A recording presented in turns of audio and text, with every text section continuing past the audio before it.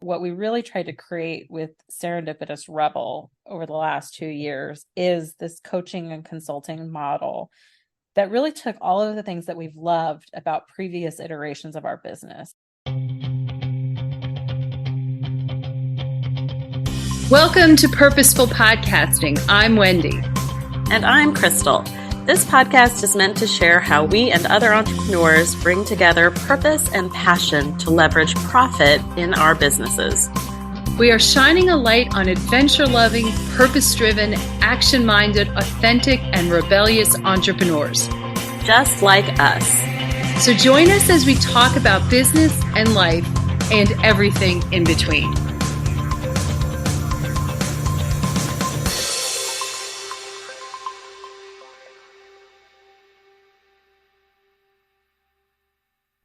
Hello there, and welcome to Season 5 of Purposeful Podcasting. I am Wendy, and I am here with... Krystal. I'm getting faster at that. I know, but I just think at some point we might just want to be able to say each other's names. Well, I keep waiting for you to do it one of these times, actually, and then you don't. And so I'm trying not to let there be an awkward pause, but I never know what I'm supposed to do either. I think we're just very entertaining and clearly a little bit out of the habit. Yes. Yeah, I think just a little bit out of the habit. Anyway, so I am Wendy and I'm here with Krystal, and it's very exciting. Season 5. We thought, because it's been, I don't know, maybe 4 seasons ago, that we actually introduced ourselves, told us who exactly is it that you're listening to. Also, tell you a little bit about, so where did we come from? What's the deal with this whole Serendipitous Rebel thing? I guess I could start. Yeah, start it off. I'm Wendy Guth, and I live in Southern Maryland. In addition to being a co-founder of Serendipitous Rebel, I am also a wife, a fur mom, a mom of soon to be going off to college twins, boy-girl twins, which scares the crap out of me on a number of levels. I like to think that when I hit 50, which was almost 8 years ago, life completely changed for me. I didn't realize it at the time, but it's really all things good. Yeah, that's me in a nutshell, though I could go into more of the, existential deep stuff. But why don't you introduce yourself, and then we can kind of go back and forth on this. Hi, I'm Krystal. Let's just go to the superficial things as well. So I am also a wife, a milpouse at that, which, as are you, Wendy. I'd like to point that out. And I am the mother of 2 girls, 5 and 10, so younger than Miss Wendy, one of which has special needs. And I live in Southern Texas now, and we've been here for about 4 years. I live in the Houston, Texas area. And prior to that, being a milpouse, we have lived all over the world.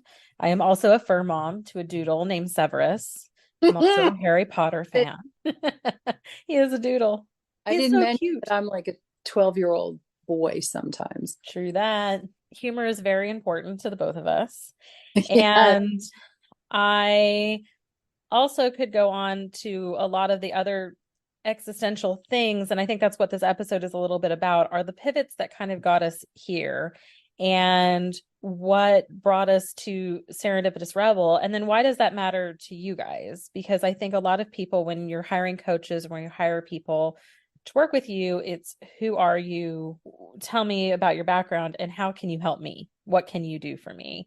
We both talked about how we're very good at telling our clients to tell people these things, but probably are not as great at doing it ourselves, which is a classic conundrum of all business owners. Do as I say, not as I do. No, I'm joking. But it's also, sometimes you're so close to it that you forget, right? So I think that's a lot of what today is about. Oh, definitely. Let's see, where do we begin? I mean, I would like to say that we probably both started off at about the same time. What was it? 2017, 2018. Interestingly enough, we both have sort of the similar, we have a background in events and meeting management, also in the travel world, which I worked in the corporate nonprofit world for a ton of years, doing meetings and events. I then found in 2016 that I was jobless and actually becoming a milpouse, needing something that I realized I wanted something that lit my fire. I enjoyed meeting planning a lot, just not in an office kind of thing. But I thought that travel would be, I actually wanted to be a travel agent when I was in high school, when we all would go and take those big brochures. I loved collecting those big brochures. Anyway, I set out to be a travel agent, not fully understanding what that entailed. Oh, no, I had no idea what I was getting into. Yeah. I mean, I think it was painted very rosy. A lot of online contracting jobs are.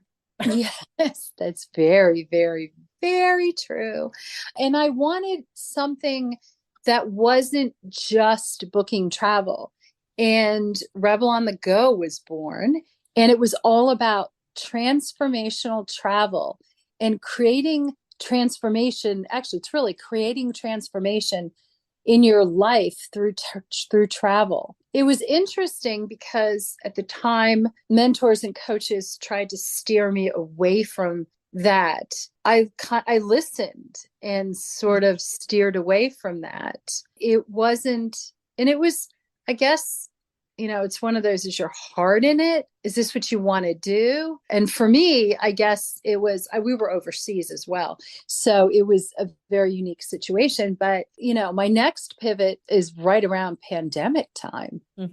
Yeah. So like you, I also started out in the online space as a travel agent. They call them, travel agents now like to call themselves travel advisors, potato now at this point. But I think that some travel advisor out there is very offended right now. But I understand why they're trying to pivot to that. But for a lot of intents and purposes, travel agent is a really good way to keep in mind of what it is that we were wanting to do. And because like Wendy, I'd love to travel.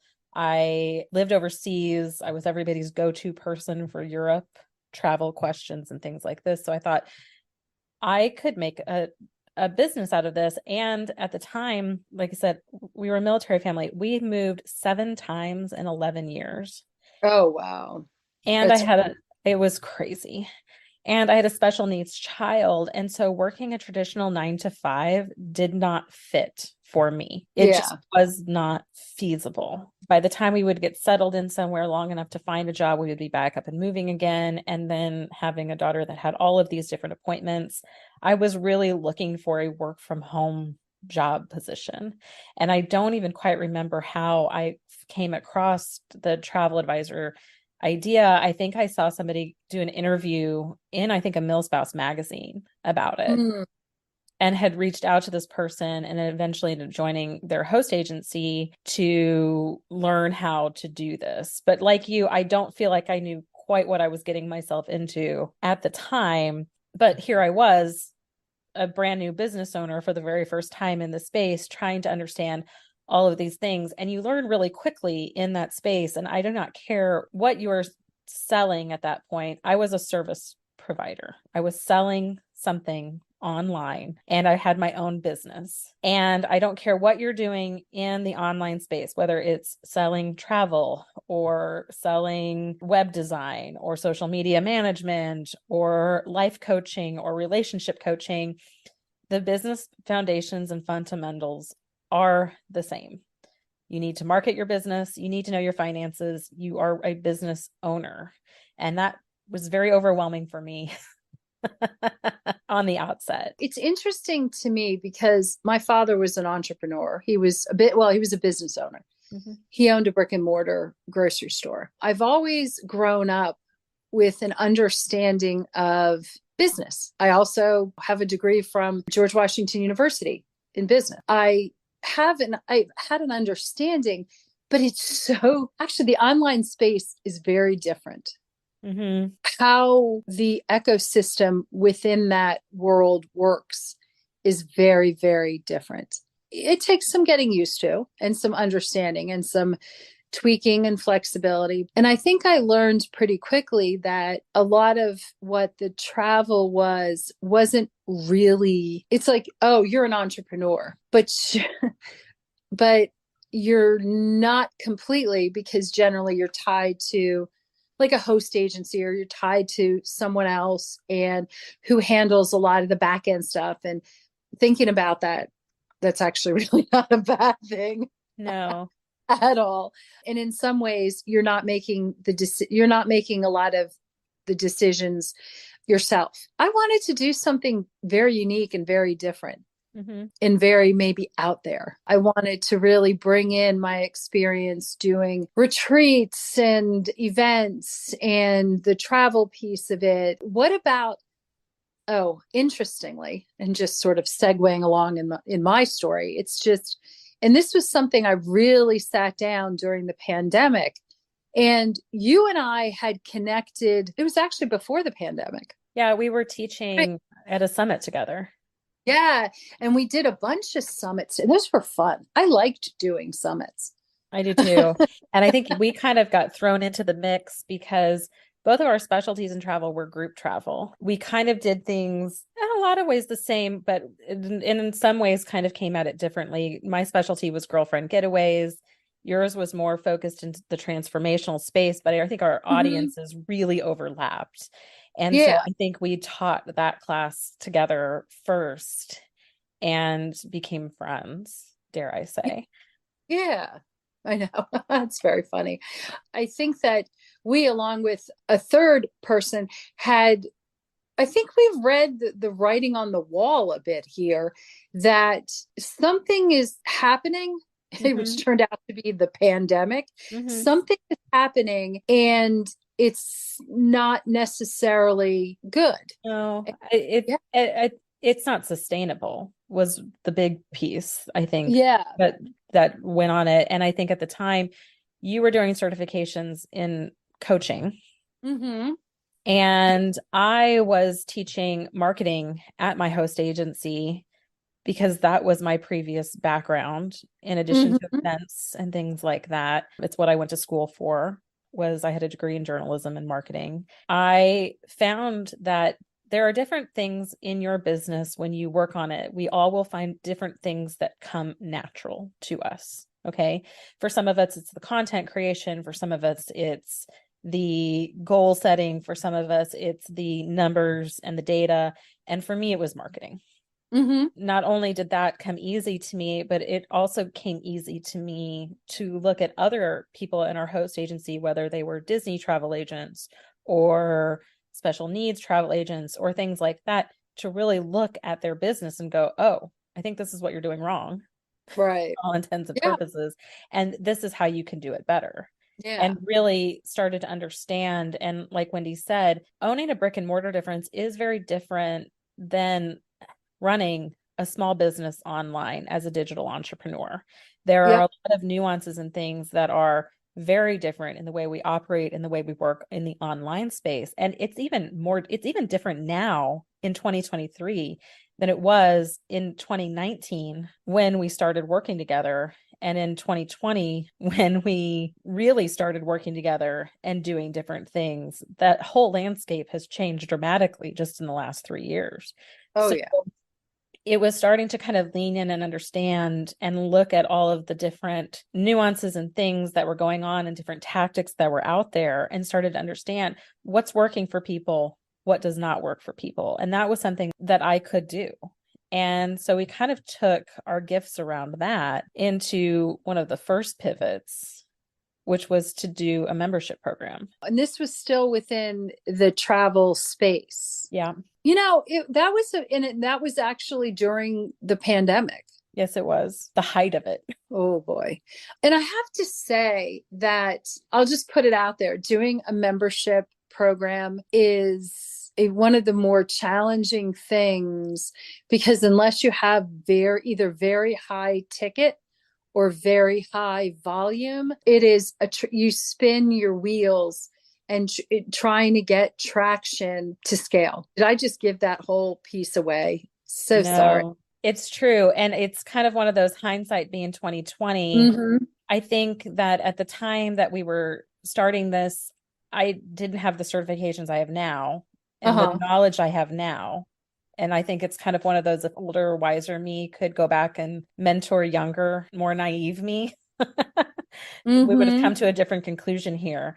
But I think it was an eagerness to use our gifts in a different capacity than just being independent business owners, I guess. And I don't want to speak for you. For me, it was, I wanted to be part of a team, a partnership, and a community to get it done. That was really important to me. I operate best in that kind of environment. I know that of myself. Yeah. This model was presented to us on paper. Like Wendy said, these things can sound really, really great, but a membership is one of the hardest business models to get off the ground into a profit standpoint. And now if you have that combined with being in a partnership of 3 people, that profit participation is even less. And it's very easy to spin your wheels in that model because there is a constant need for high demand of customer service, high demand of content creation to keep it up and going. And then there's a churn rate that kind of leaves you at a sticking point at some point that makes it difficult. I found, when I look back on that time period, I found that I was spending, I had set, what was interesting about this is I had set that I wasn't working full time. I had no interest in working full time. And I had actually thought, erroneously, but that sometimes when you are, when there's more than one of you, that, it means you work less when you need to scale. But there's the whole concept of you need to scale, which is probably another conversation. One of the things that I really was leaning into was very much trying to learn about myself. Who am I? What's my deal?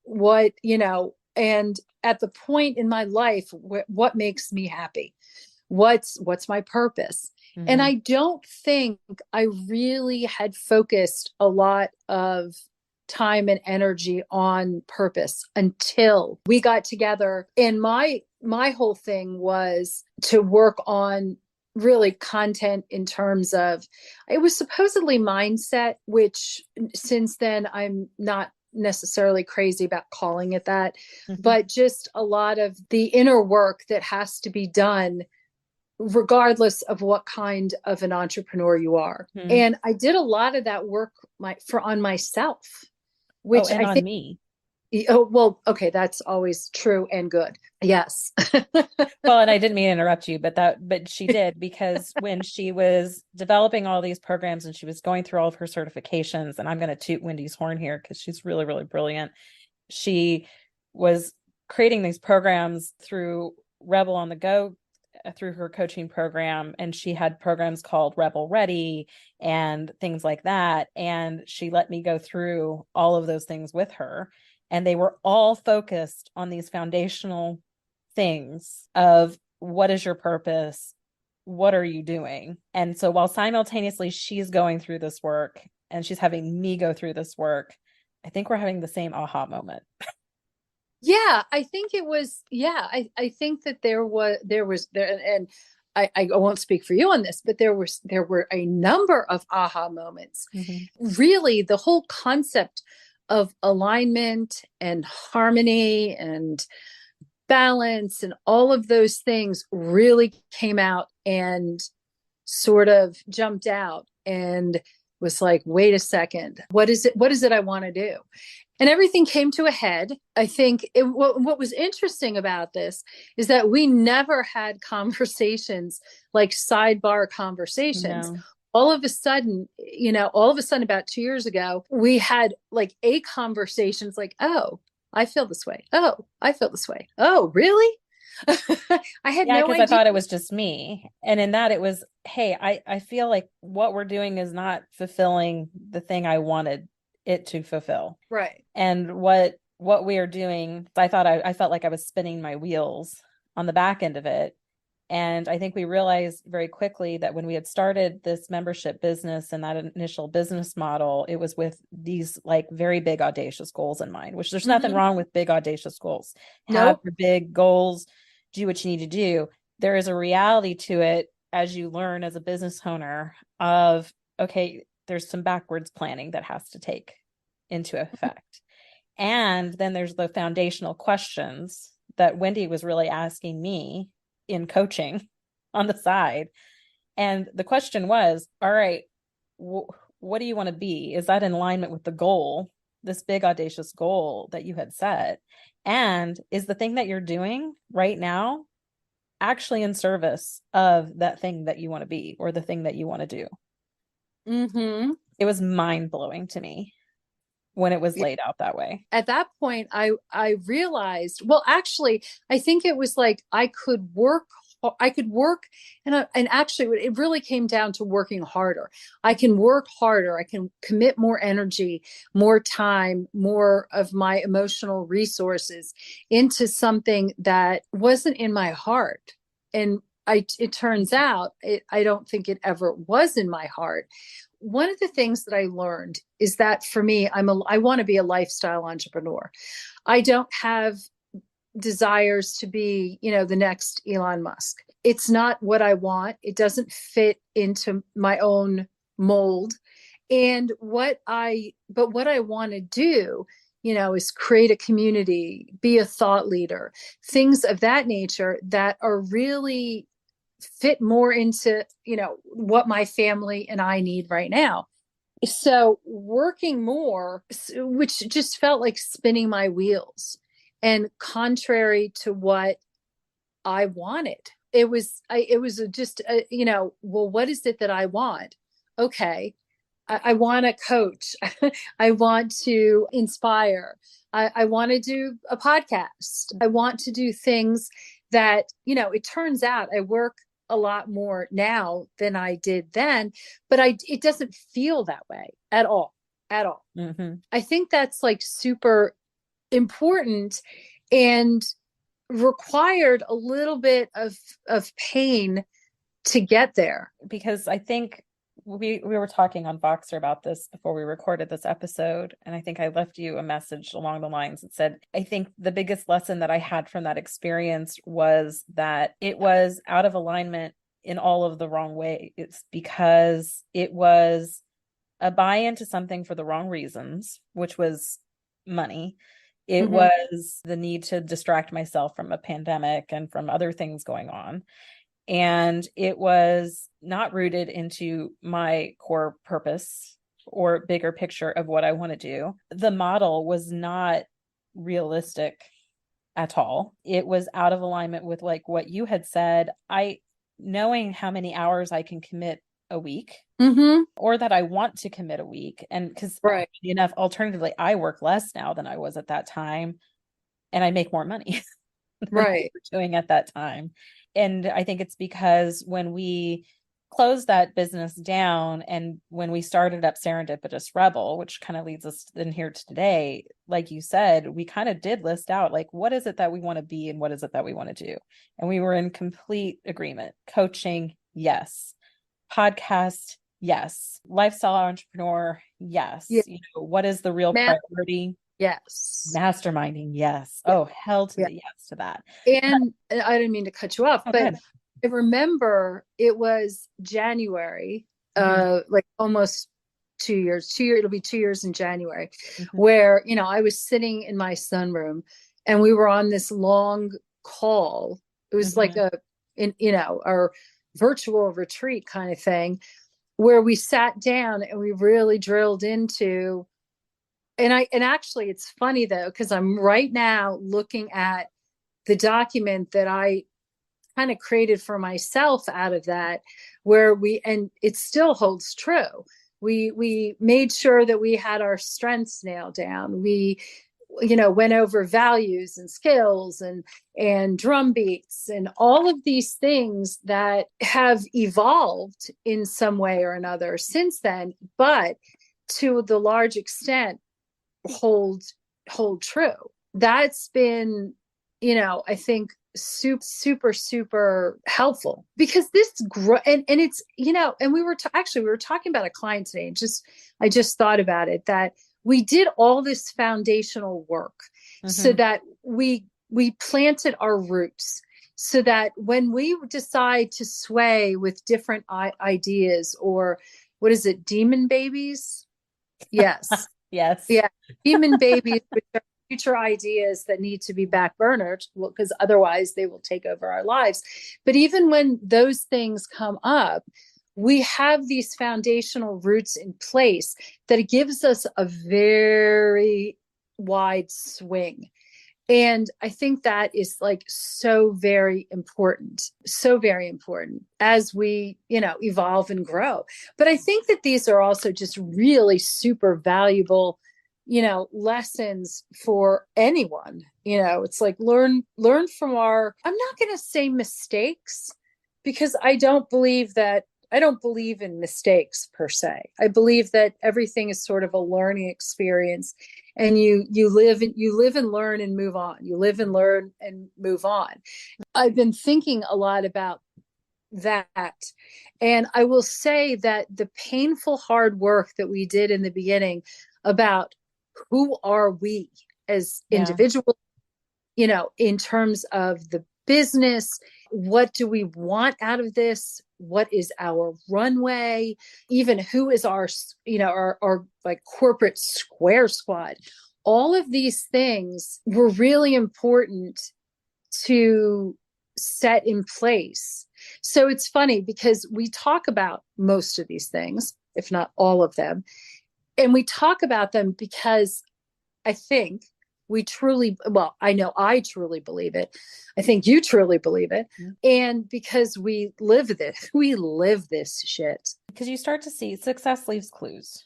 I really do believe that. I think that when you look back at us, or people we've coached in the last 2 years, or other people on our Square Squad, it's a matter of kind of looking sometimes at the threads of like, what are they doing well? What did we not do so well that we could do differently in the future? It all kind of led us to how it is that we coach today, because our style of coaching is a little bit different than other coaches out on the market. So we were talking the other day, I really do believe our coaching style at Serendipitous Rebel is very holistic. I'm totally stole your word. You said that yesterday. And I wrote it in big, bold letters at the top of my note that day, holistic, because I never really thought of it that way. But it is, because, a lot of people come to us for marketing, for better or worse. Sometimes people are like, how do I price my offer? How do I market my business better? Ultimately, what we find out is that they don't need me. They really need Wendy, because there are these foundational things in place that need to be done first before we can build any kind of marketing plan, before we can talk about pricing, and before we talk about any kind of offer creation, whether you want to do a membership like we did, or you want to do coaching, or you want to do courses or run workshops, or anything that you want to do. There are really big, important foundational questions that have to be asked first, that we know what kind of foundation are we building your business house on. And that's the unique thing about Serendipitous Rebel coaching, is that we help you build that foundation. And then the marketing strategy and all that stuff, that's that existential scaffolding on top of your foundation. But all of that just does not mean jack crap if you have a crappy foundation. If you have a bad foundation, the whole house comes down really fast. Yes. Oh my gosh. It's like, and this is actually something that you've said, that you can offer someone a marketing plan that'll make them a zillion dollar. But if you don't have the foundation, what do I want out of my business? How much energy, how many resources, all those sorts of things, then I think it's almost like with our membership group, I think we scaled too fast. And then but not fast enough to have the resources there to really implement what we needed to do. And I think that this was incredibly critical. And these are important, these are lessons that we've learned that we want to share, and that we do share through the podcast, through our coaching, or, workshops, things like that. But these are really the important things it's like our calling to, hey, don't make the mistakes we made. Well, and understand the business that you're building is the big thing, because we have most of our clients, actually, I think, are clients that are like us. They want to be lifestyle entrepreneurs.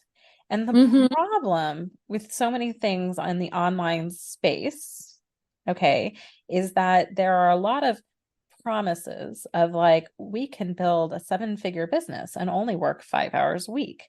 And that's, quite frankly, bullshit, especially when you're in the scaling and growth phase of your business. And there gets to be a point, and this is why we have questions about runways. How long do you want to give this before you need to be profitable? Profit is a really important thing to remember. We make lots of money, but how much of it has to go back into your business?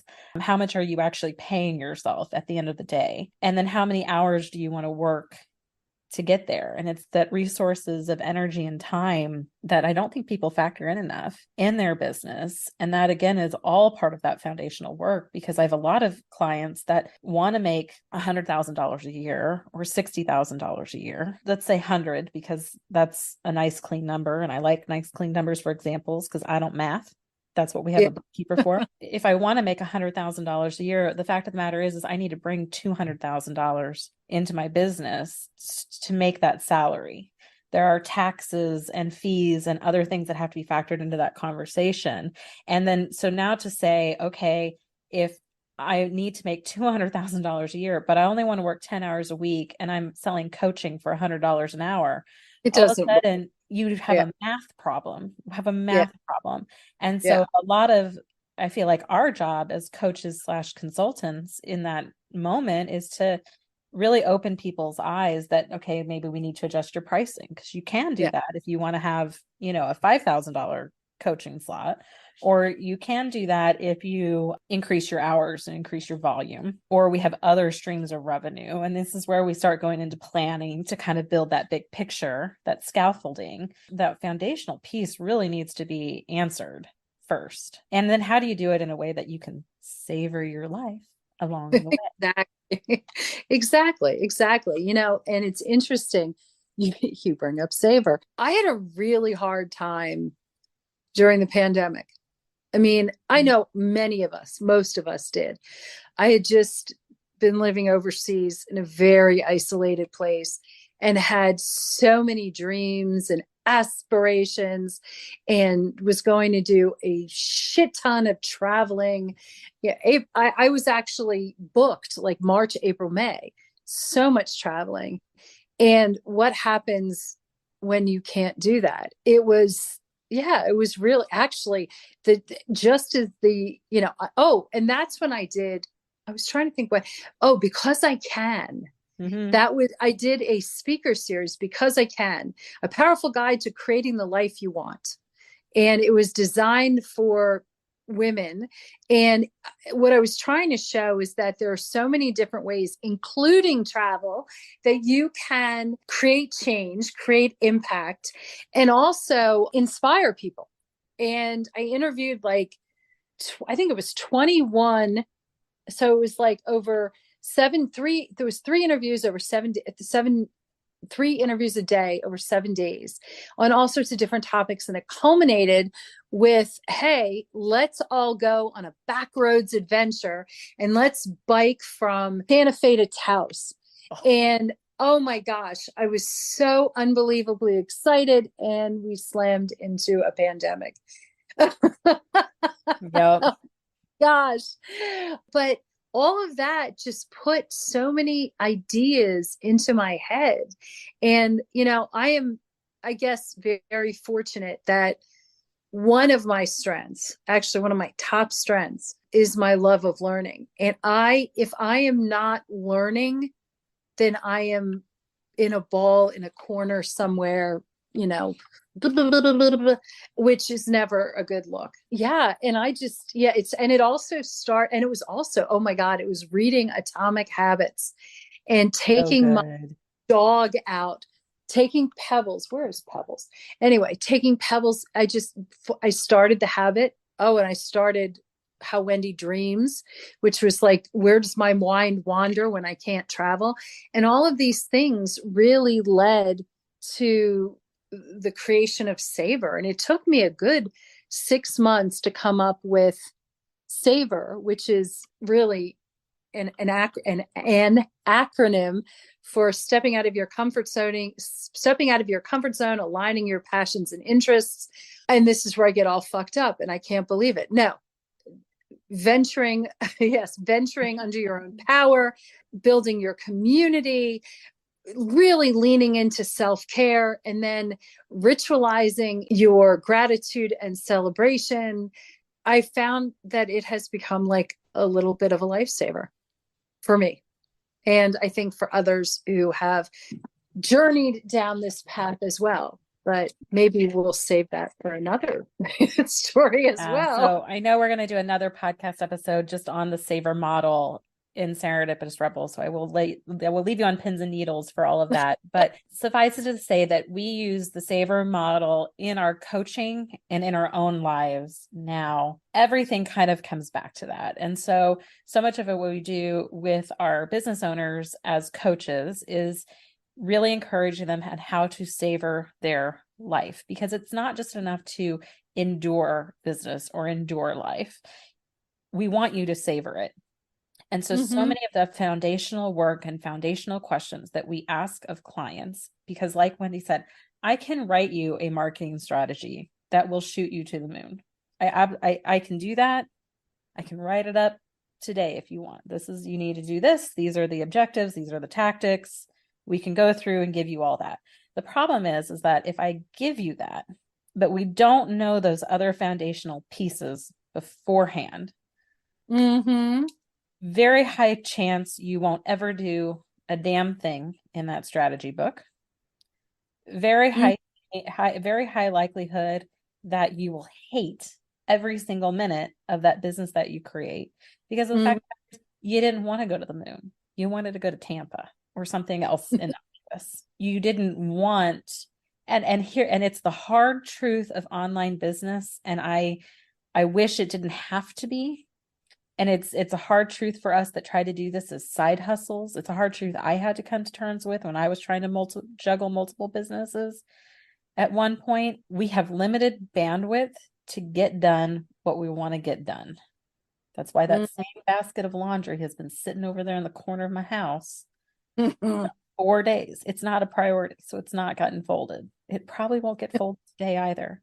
But that is the same thing in your business. In your business, there is some basket of laundry sitting there in a corner that needs to get done today that is not getting done because it is not being prioritized. That doesn't make it a bad thing, but it means that there are a lot of things that you're going to need to do to shoot your business to 7 figures that most of us either do not have the time or the inclination to do. That is incredibly true.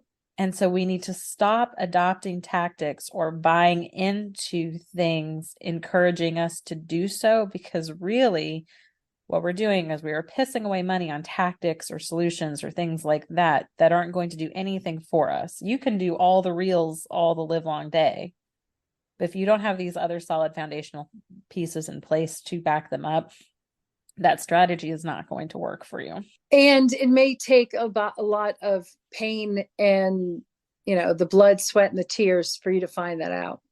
So yeah, it's really uncomfortable work. And I remember sitting on a call with a client last year, and she was in tears about actually this whole thing. And I remember saying to them, this is not the first time I've had a call like this. This is not going to be the last. It is a hard truth to come to when you realize that this model that you've created or this idea that you had is not going to work the way you are doing it. Something has to change. Oh, there's so many different ways I could respond.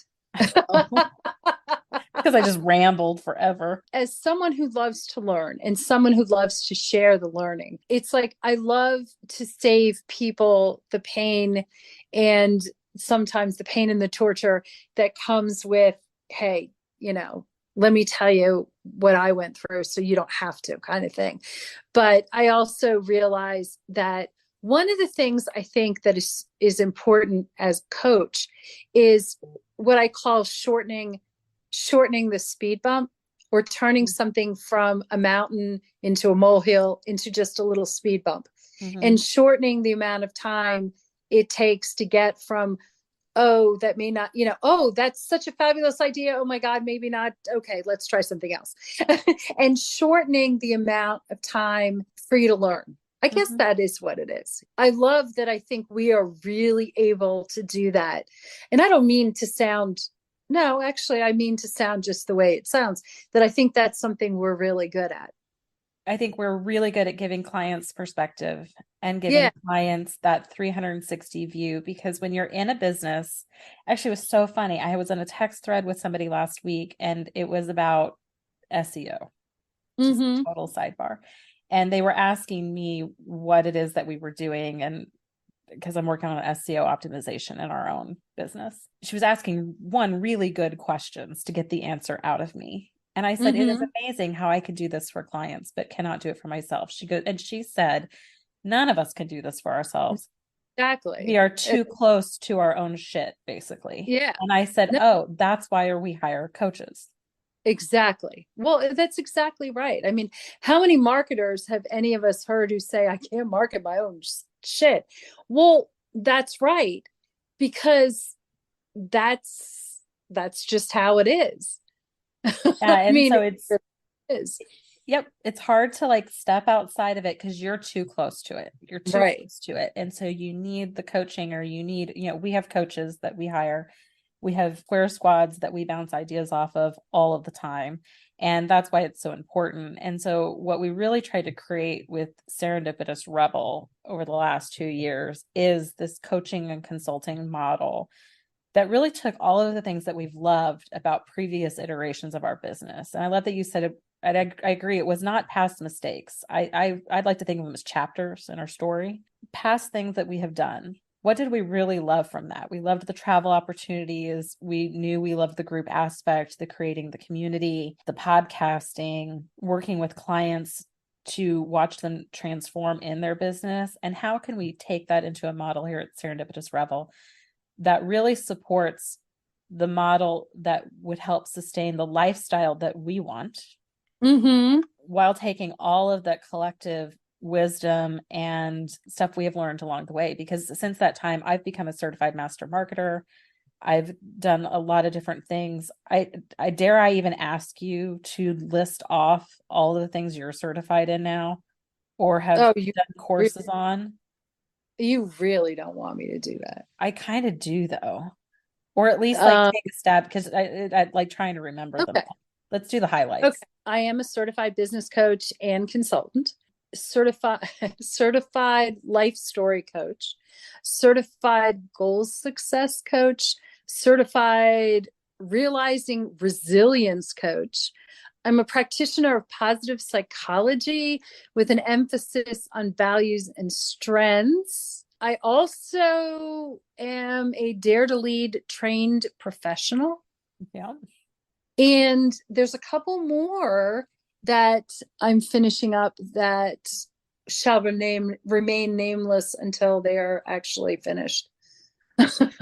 Yeah. So, and we don't talk about any of these things enough, because I'm like, oh, I'm a marketer, but like, then Wendy's like, hold my beer.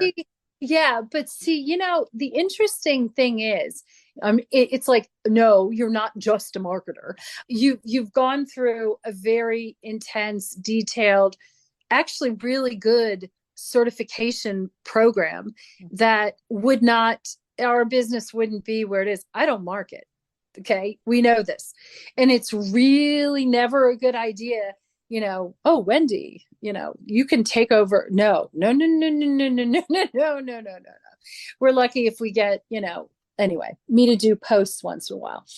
And not only that, you have a background in journalism and an eye for things that I think is, not to mention having we've done a lot of the strengths work. So the curiosity and the creativity and all that good stuff, it gives you a different eye for marketing than like sort of the common Jane or common Joe, common Jane. Yes. I'll take that. I'll take yeah. that.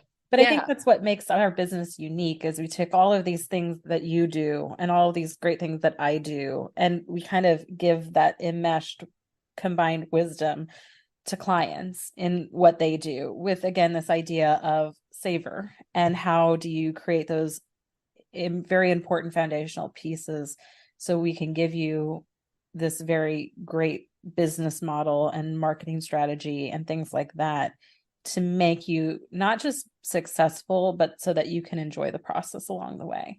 And so flash forward to now, I love the business model that we've created. I love all of the things that we do, whether it's help people launch podcasts, run masterminding retreats with people. We've done a handful of really fun things the last few years that have been life-changing for our participants as well. Yeah. And we continue to do more.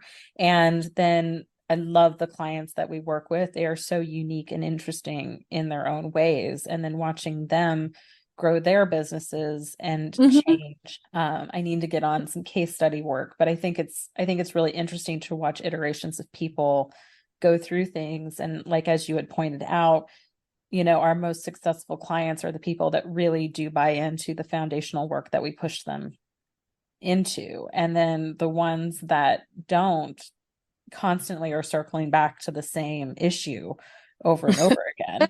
And I really do believe the universe keeps giving you the lesson until you can learn the lesson. And so sometimes, it's like, well, and here we are again. I've loved that we've built a podcast community, a podcast world, podcast followers. I know we don't get to know quite as much about our listeners as I would like. So please, reach out to us, tell us who you are, share with us a little bit about you, because I would love to know more about our listeners and how we can be of service to them as well. I was thinking I'd really love to end this. I think we should each answer two questions. One is who's like our go-to influencer, which I think I may know the answer to. I know mine. And what is like one fun thing about us? Oh, I like that. So do you want to start? Who's your go-to influencer? I asked, so you should start. Oh, okay. So, really tough. So Brene Brown is like number one, probably for me. Go-to influencer, like mentor person. I really follow Julie Chanel very closely, and I've done her certification programs. I'm in another program with her right now. So that's the first name that is popping to my mind. I'm wondering but you said two. So I think that hits my limit, unless you're going to cheat again, like you did with the hats. No cheating. All right. So I will end it with those two. Who would be yours? Oh, well, yeah, Brene is definitely like the top of my list of people, but also, so I've taken his courses at the University of Michigan, Victor Strecker, who is on the faculty at the University of Michigan Public Health, and he writes all about purpose. Purpose, life purpose, work purpose. And I think that actually when I go back and look at, again, the first course I took of his was like April of 2020. So the timing was such that I needed it. And, he's subsequently done other things that I sort of lean into everything that he does. Yeah. And really, I clearly admire him, but I also think he's just brilliant. So, okay. So what's fun? What's fun? Yeah. So many things. I'm a blast. I stress bake. Oh. I stress bake. Generally eat a chocolate chip cookie every single night before I go to bed. Oh, see, I think that's really cool. I don't do that. the other thing? Didn't our social media manager just ask this question? And I'm trying to remember what my answer was. Oh, she actually wanted something quirky. Oh, she wanted something quirky. She wanted quirky. And I'm just saying, I think your stress baking is pretty fun. I'm trying to think fun. I can burp the alphabet, but I won't in public. That's my party trick. I'm a Hallmark, beyond a Hallmark junkie. Yeah. I stress watch Hallmark movies. And I record the Christmas ones so I can watch them all year round. That's so funny. I like that. On that note. Yeah, so I like that a lot. So thank you all for joining us. We look forward to seeing you again next week. Yep. Until then, guys, thanks for listening. Bye. Thanks for listening. Be sure to subscribe and leave us a rating. But only if you liked it. Otherwise, just keep it to yourself. You can learn more about Purposeful Podcasting on our website at serendipitousrebel.com. And if you have topics you'd like to hear about, be sure to submit them on our website or DM us on social media.